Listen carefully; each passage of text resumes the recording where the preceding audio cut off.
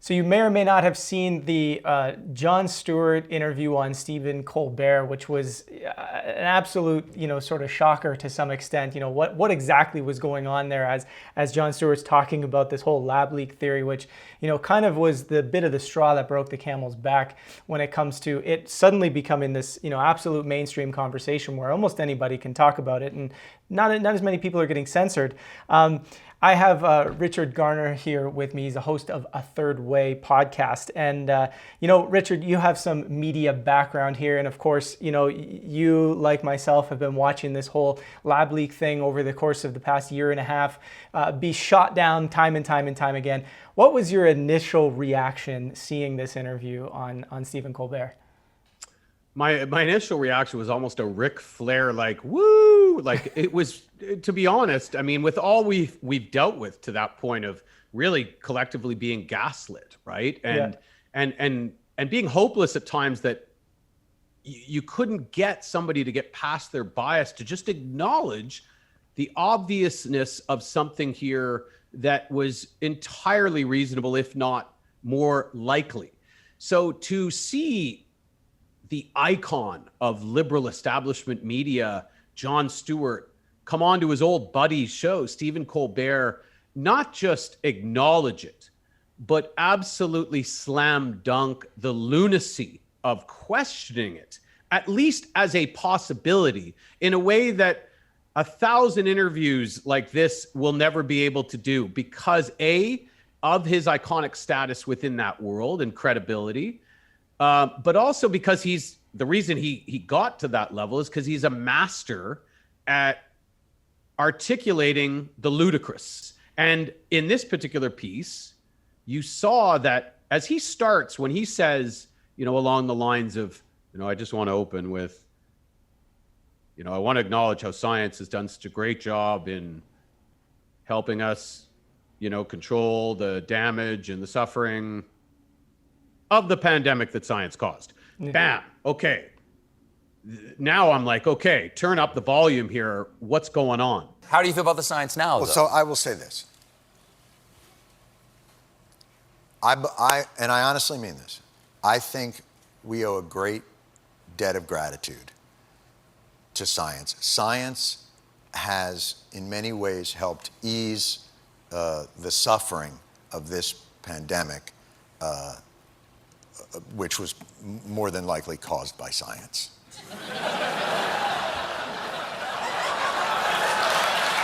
So, and that's kind of... Hold on, what's that? No. Now, listen. It's coffee. I wouldn't do that to you. I wouldn't do that to you. So what do you mean by that? Do you mean like perhaps there's a chance that this was created in a lab, there's an investigation? A chance? Well, but oh my if there was God. Evidence, I'd love to hear it. Now you can see initially that Colbert and the audience are like half clapping, kind of, okay, it's what's Stewart up to here? He's obviously got a joke here. He's leading into the punchline, and of course, inevitably, it will mock conservatives. So he kind of sits back initially about, okay, what do we got here? But once he goes into the name is on the building. Novel respiratory coronavirus overtaking Wuhan, China. What do we do? Oh, you know who we could ask? The Wuhan Novel Respiratory Coronavirus Lab. The disease is the same name as the lab. That's just a little too weird, don't you think? And then they ask the scientists, they're like, how did this... So wait a minute, you work at the Wuhan Respiratory Coronavirus Lab. How did this happen? And they're like, a pangolin kissed a turtle. And you're like, no, the name of your lab. If you look at the name, let me see your business card. Show me your business card. Oh, I work at the coronavirus lab in Wuhan. Oh, because there's a coronavirus loose in Wuhan. How did that happen? Maybe a bat flew into the cloaca of a turkey and then it sneezed into my chili and now we all have coronavirus. Colbert starts laughing, even though you can tell he's uncomfortable. Yeah. Because even he realizes the lunacy that this wouldn't at least be where you would start. And for me also, when you get into, the bat wet market part of the story, right? Again, for people who don't know, we're not virologists, we're not epidemiologists, and most people trust the medical and science establishment. You hear that out of the gate. Okay, sure. I don't know. You say so. Yeah. But it took a Jon Stewart to go to, and where did it come from? A bat kissed a turkey, going down, made it with, and he's making a mockery of what should be mocked relative to, well, maybe we should start with the lab that investigates and weaponizes coronaviruses. Maybe we should start with that one in Wuhan, where this all started.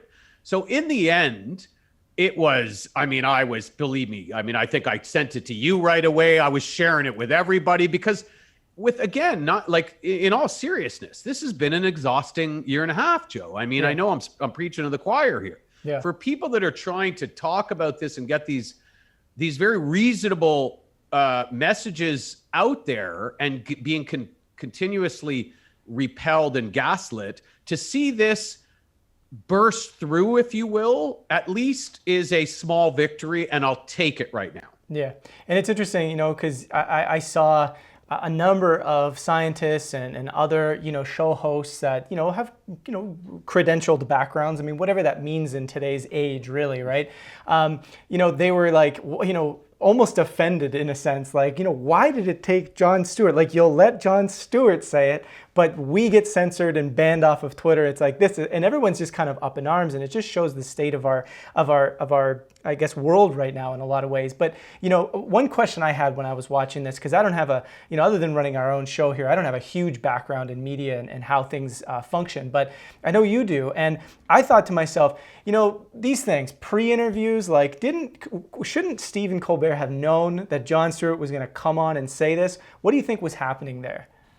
Well, you're right on probably 99% or 90% of the instances of this type of interview. There's a pretty specific process. You're doing live television, even live to tape television. You don't want surprises, really. And that's why it always feels so canned and so formulaic and so disingenuous, because it is. That is the recipe and the formula to do television that way. So if you have somebody who's on there pushing a movie or whatever, of course, there's going to be a pre-interview about that, about the story. I fell down when I was 5, whatever. It's not going to be a surprise to the host. But the very unique relationship with Jon Stewart and Stephen Colbert, who got his start on The Daily Show with Jon Stewart, I don't know, probably 20 years ago now. I would expect that A, because of that, but B, because of Jon Stewart's stature, there wouldn't have been a pre-interview. I'd feel confident in saying that. There would have been some degree between Stewart really and Colbert. And again, normally it would be between a producer as a gatekeeper between the host and the guest. Because of their relationship, I could imagine a scenario where, Colbert texts him before, kind of, and you could tell by that first question that he got a general answer from Stewart. Because there's no way Stewart, again, a comedic genius, didn't know that this had to be an absolutely authentic, surprise. Otherwise, Colbert would have had his responses ready, etc. Now, I'm not saying Stewart set out to ambush his friend, but he knew that this was important, and the only way to get it out the way he wanted to was to say, well, I'm going to talk about science and COVID. Yeah. So Colbert's first question ends up being, okay, well, I know you want to talk about science and, COVID, no doubt expecting that he's going to, espouse the virtues of Tony Fauci and the scientific community or something along those lines. And again, you could tell by Stewart's opening is that he leads them that way. Yeah. I just want to say how great science has been. And then he drops the bomb. The real takeaway here, which was, again, this isn't a fly by the seat of your pants guy, Jon Stewart.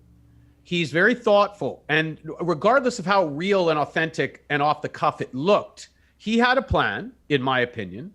And what he leaves us with was just a reminder of something, again, Joe, we already know, but somehow has been dispelled as lunacy or as somehow conspiratorial. He just says, look, what do we know about science? Science is great, but what's the history of science? They push it too far. Yeah. And he goes, we've always known that if, and even Colbert acknowledges, he goes, yes, of course, I'll acknowledge that science's sort of MO has always been, if they can, they will. Yeah. Well, that's, and Stewart uses the example of, we killed a cat. Okay, let's kill 10,000 more cats to figure out how we killed the cat. Yeah. And again, as funny and as I think well written as that is, we all know that is the history of science. So it's obviously inherited this infallibility shield over the last, I would argue, 10 years, but especially in the last year and a half, that in one night, in one interview, look, Jon Stewart didn't completely, smash it to smithereens, but there's a hole, there's a dent in it now that, again, I think other people can now come to and contribute their perspectives to this obvious, rational and reasonable theory. Yeah, and I think this is playing on a lot of levels, a lot of layers, right? It's going to help people say, hey, what happened here? Why did government and media all operate in lockstep and not question this very obvious thing? And it's going to, get people to question further. But at the same time, you might argue that, this is now potentially this China sort of investigation and lab leak theory is going to be used potentially as political leverage for the United States. And it's possible that the current administration might be doing that. And I know a person you interviewed, Jamie Metzel, who was actually on 60 Minutes, sort of discussing this lab leak theory. What did you gain from the conversation or interview you did with Metzel on this as it relates to the China theory here? Well, I mean, first of all, your audience, the Pulse, we're not children. Yeah. Right? I mean, you're coming to the table with some degree of healthy skepticism about everything because that's history. So, okay, all of a sudden they're turning the corner and acknowledging something. Yeah, I think you're right to initially say, well, why? Yeah. It isn't because they're ethical. It isn't because they've just been somehow led to believe that there's a truth that they weren't acknowledging. No, I would agree that there's obviously a method to the madness. So Jamie Metzel, I interviewed Jamie Metzel right after I think he had done the 60 Minutes piece on A Third Way, and he had also done Rogan. He's done it before, but he had just done it, let's say, a few weeks before, and that was, of course, a longer, I think it was 3 hours. So he gets into that he was on the China lab leak theory early, and he was talking about this and wrote an op-ed in the Wall Street Journal probably July of 2020, and to some degree was criticized as being a conspiracy theorist. But his pedigree, he was in the Clinton administration. He ran for Congress. He's a Democratic Party member. He's also an advisor to the WHO.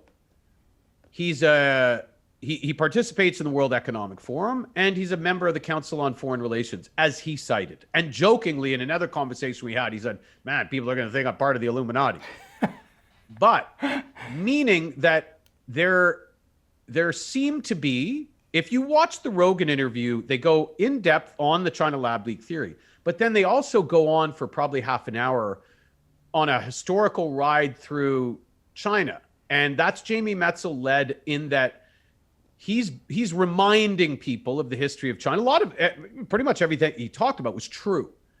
But just like the UAP story, that there's a desire, it seems, to find a way to point the aim at China for what I anticipate is going to be a big part of this administration's foreign agenda going forward, with reminding people that China's a bad actor on the world stage, that in the end, it's us or China. Who would you rather have? We're the ethical, we're on the good side, they're not, etc.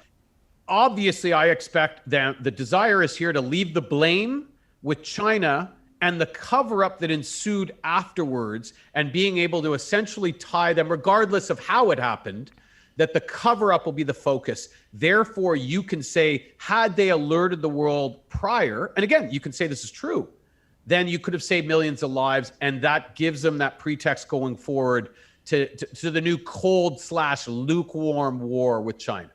Yeah, and I guess time will tell on that one. But thanks for coming on and for sharing your insight on this. If anybody wants to hear the full Jamie Metzel interview on the Third Way podcast, the link will be in the description.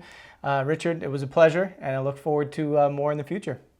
Great stuff, Joe. Keep it up with the pulse.